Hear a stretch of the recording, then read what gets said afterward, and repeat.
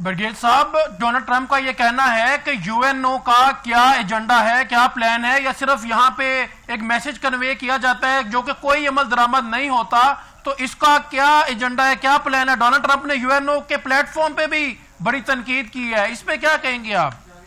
देखिए, United nation जो है हकीकतन तो जी नाज़रीन, मियां सज्जाद नासिर ने हमें ज्वाइन किया है, सीनियर सियासतदान है, उनसे भी बात करते हैं। जी ब्रिगेडियर आसिफ अरुण साहब, काइंडली कंटिन्यू करिएगा प्लीज। जी, यूनाइटेड नेशन जो है वो तो इनका ये भी एक मोहरा ही है, क्योंकि सारी फंडिंग जो है वो अमेरिका ही उनकी करता है, उन्हीं की हदायत के ऊपर ये चलता है।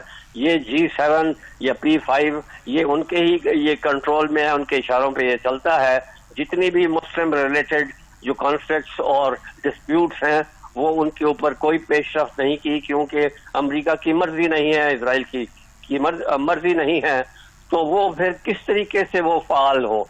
तो ये जो है उसको अगर इतना ये कमजोर अदारा ये बन गया है तो इसमें अमेरिका का बहुत ज्यादा अमल दखल है। अगर इसको एक इंडिपेंडेंट मजबूत अदारा ये रहता, जैसे कि जिस वक्त इन्होंने सेकंड वर्ल्ड वॉर के बाद बनाया और जो लीग ऑफ नेशंस के जगह ये रिप्लेस किया कि हम अभी अमन लाएंगे दुनिया में और जितने कॉन्फ्लिक्ट्स और जो डिस्प्यूट्स हैं उनको रिजॉल्व करेंगे, तो वो उसको इन्होंने नहीं करने दिया।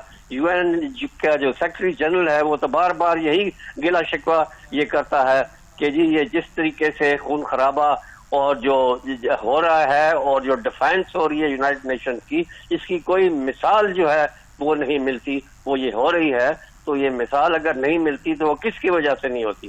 क्योंकि जो अमेरिका जो है वो इस वक्त भी जो है वो जो है ना सबसे बड़ा पावर है और उसकी मर्जी चलती है, माइट इज राइट है।